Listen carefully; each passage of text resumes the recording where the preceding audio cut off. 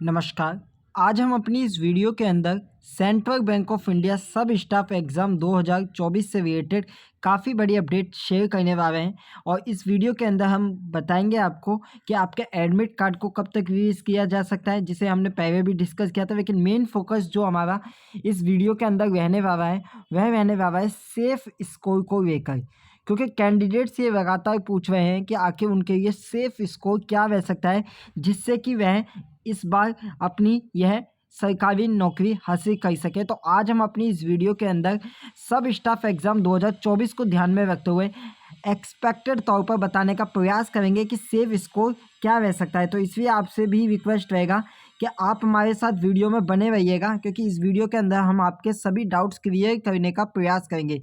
लेकिन उससे पहले आप सभी कैंडिडेट्स को बताना चाहेंगे कि सेफ स्कोर से पहले जब भी कोई भी कट ऑफ बनती है तो वो किन पहलुओं को ध्यान में रखकर बनती है। देखिए, नंबर ऑफ वैकेंसी कितनी है, नंबर ऑफ कैंडिडेट परीक्षा में कितने अपेयर हुए हैं और लेवल ऑफ एग्जामिनेशन। देखिए, हमें अभी यह नहीं पता है कि नंबर ऑफ कैंडिडेट्स कितने रहने वाले हैं, कि जो एग्ज़ाम देने एक्चुअली जाएंगे, उसके बाद लेवल ऑफ एग्जामिनेशन नहीं पता है। तो अब हम सिर्फ और सिर्फ नंबर ऑफ वैकेंसी को ध्यान में रखते हुए ही आपके सामने एक्सपेक्टेड तौर पर सेफ स्कोर रखने का प्रयास करेंगे।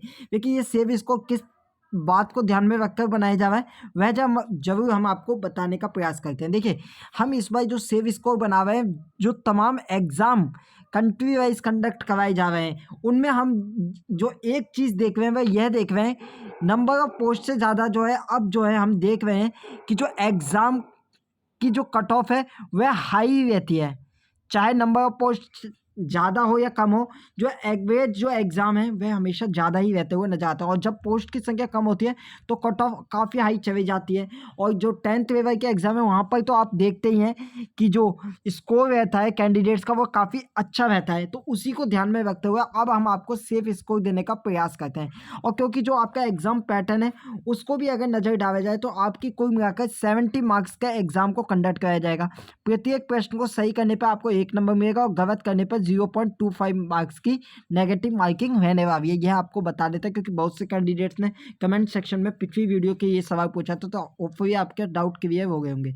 अब हम आते हैं एग्जाम पैटर्न को लेकर। देखिए, English, general awareness, elementary arithmetic और साइकोमेट्रिक टेस्ट, जिसे रीजनिंग कहा जा रहा है, कुल मिलाकर ये 70 नंबर के पूछे जाने वाले हैं। यानी यहाँ आप देख सकते हैं कि सबसे ज़्यादा जो वेटेज है वह जनरल अवेयरनेस, अरिथमेटिक और रीजनिंग का रहने वाला है 20-20 मार्क्स का, और इंग्लिश लैंग्वेज 10 नंबर की पूछी जाने वाली है। और इनमें जो दो सब्जेक्ट है उनमें है दो सब्जेक्ट आपके अरिथमेटिक और रीजनिंग, जहाँ पे कैंडिडेट स्ट्रॉन्ग रहता है। अगर आप कम्पिटिटिव एग्जाम की तैयारी कर रहे हैं तो आपके ये दो सेक्शन स्ट्रॉन्ग होने चाहिए, और मोस्ट प्रोबेबली सभी स्टूडेंट्स का रहता है। तो यहाँ से आप आसानी से 35 से 37 नंबर हासिल कर सकते हैं। 35 से 37 नंबर कोई बड़ी बात नहीं है। उसके अलावा जनरल अवेयरनेस वह डिसाइडिंग फैक्टर रहने वाला है। Deciding factor in terms of, यानी मैथ और रीजनिंग तो आपको अच्छा करना ही है, और बहुत से कैंडिडेट जिन्होंने ये फॉर्म भरा होगा उनमें से ज़्यादातर कैंडिडेट्स का मैथमेटिक्स और रीजनिंग सेक्शन अच्छा रहने वाला ही है। जो डिसाइडिंग फैक्टर रहेगा वह रहेगा जनरल अवेयरनेस। देखिए, इंग्लिश 10 नंबर की आ रही है और इसमें कैंडिडेट जो है आसानी से 6 से 7 नंबर और 8 तक नंबर भी अचीव कर सकते हैं। इसमें कोई बड़ा टास्क नहीं रहने वाला है। डिसाइडिंग फैक्टर हम जनरल अवेयरनेस को इसलिए कह रहे हैं कि अगर जनरल अवेयरनेस थोड़ा टफ पूछा जाता है और अगर वहाँ से आप वहाँ से भी 15 मार्क्स लेके आ जाते हैं तो यहाँ आप जो है बहुत से कैंडिडेट से आगे निकल जाएंगे। इसलिए ये डिसाइडिंग फैक्टर यही रहने वाला है, क्योंकि नॉर्मली एवरेज तौर पर कैंडिडेट जो है जनरल अवेयरनेस के अंदर 10 से 11 ही स्कोर करेंगे एवरेज तौर पर। लेकिन ये जो 4 नंबर का गैप है आपको बहुत से कैंडिडेट से आगे रह जाएगा। इसलिए आपसे रिक्वेस्ट है कि आप जनरल अवेयरनेस पर काफ़ी अच्छा फोकस बनाए रखिएगा, क्योंकि टाइम का कोई इशू नहीं रहने वाला है। 90 मिनट आपके अंदर आपके पास होंगे, और अगर आपका मैथमेटिक्स और रीजनिंग स्ट्रॉन्ग है तो आप यहाँ पर 40 आउट ऑफ 40 भी अचीव कर सकते हैं। इसमें कोई बड़ी बात नहीं रहने वाली है। लेकिन जो डिसाइडिंग फैक्टर है हमारे लिहाज से वह जनरल अवेयरनेस का सेक्शन रहने वाला है, क्योंकि यहाँ पर आपकी नॉलेज टेस्ट इस तरीके से होगी कि जो भी आपने पढ़ा है अगर वह एग्जाम में पूछ लिया जाता है तो उससे जो है आपको फ़ायदा होने वाला है। तो इसलिए जनरल।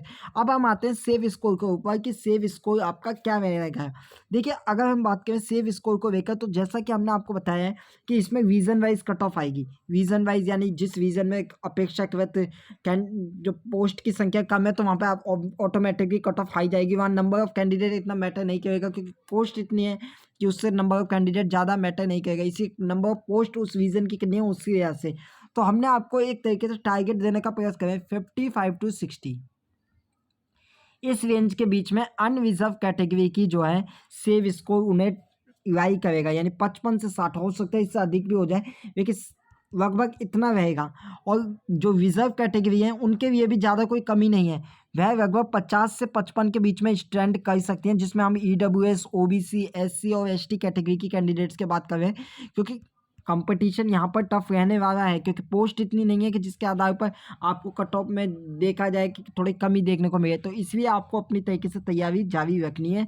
एडमिट कार्ड जैसा कि हमने आपको बताया है, क्योंकि अभी भी इस जनवरी मंथ में लगभग एक हफ्ते से कम समय भले ही रह गया हो, लेकिन कुछ समय बाकी है, और एडमिट कार्ड को यानी कॉल लेटर को लेकर जो आपका नोटिफिकेशन में बात कही गई थी वह यही कही गई थी कि जनवरी मंथ में, यानी इस मंथ ऑफ जनवरी में या फिर फरवरी मंथ में आपका कॉल लेटर देखने को मिल जाएगा, और एग्जामिनेशन भी फरवरी मंथ में कंडक्ट कराया जाएगा। तो इस लिहाज से देखा जाए तो फरवरी में ही रिजल्ट आ जाएगा, तो उस लिहाज से देखा जाए तो 2 से 3 हफ्तों के बीच में ही समय लगेगा परीक्षा कराए जाने में और परीक्षा का रिजल्ट जारी करने में। तो इस लिहाज से देखा जाए तो लगभग आपका जो सेकंड वीक ऑफ जनवरी है, second week of February and the third week of February है, उसमें आपकी परीक्षा को कंडक्ट कराया जा सकता है।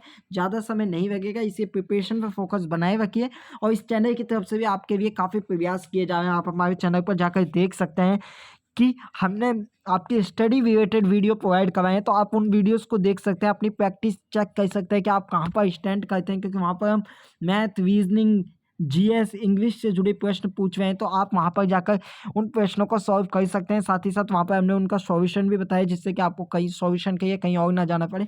तो चैनल को सब्सक्राइब करके रख दीजिए, आने वाले समय में और भी ऐसी ही वीडियो आती रहेंगी, जिनमें हम आपके लिए डायरेक्टली एनालिसिस करके चीज़ों को लाते रहेंगे। ज़्यादा अपना समय बर्बाद बिल्कुल भी मत करिएगा, अपनी पढ़ाई पर फोकस बनाए रखिए। ये आपके लिए सुनहरा मौका है कि एटलीस्ट आप इस वर्ष जो है एक गवर्नमेंट जॉब हासिल कर सकें। अगर आपने फॉर्म भरा है तो हम आशा करते हैं आप सीरियस स्टूडेंट्स हैं, तो आप अपनी सीरियसनेस को बिल्कुल भी ना गवाएं और अपनी पढ़ाई पर फोकस बनाए रखिए। सेव इसको जब ये जानना अच्छा रहता है कि आप स्टैंड कहाँ पर करें, आप मॉक टेस्ट में जाएंगे तो आपको वहाँ पर भी पता रहना चाहिए, लेकिन सेव इसको इससे ज़्यादा अब आपको अपनी प्रिपरेशन पर फोकस बनाए रखना है, क्योंकि यही डिसाइड करेगा कि आप एग्ज़ाम में कितना बेहतर स्कोर करेंगे। आपसे रिक्वेस्ट है कि अगर आपका कोई भी डाउट हो तो आप कमेंट सेक्शन के माध्यम से पूछ सकते हैं। सेव स्कोर को लेकर हमने ये वीडियो इसलिए बनाई क्योंकि इसमें हमने आपको एक तरीके से अंदाज़ा दे दिया है कि कहाँ पर आपको परफॉर्मेंस करना है। पिछली वीडियो में हमने 5 मिनट के अंदर भी काफ़ी महत्वपूर्ण चीज़ें बता दी थी, जिसमें exam date, admit card, number of candidate, इन सभी को लेकर बता दिया था। लेकिन ये सेपरेट वीडियो हमने सेव स्कोर के लिए ही बनाई है, जिसमें हम आपके सभी डाउट्स क्लियर कर सकें, एक तरीके से आपको स्ट्रेटेजी भी प्रोवाइड करवा सकें। आशा करते हैं आपको वीडियो पसंद आई होगी। धन्यवाद।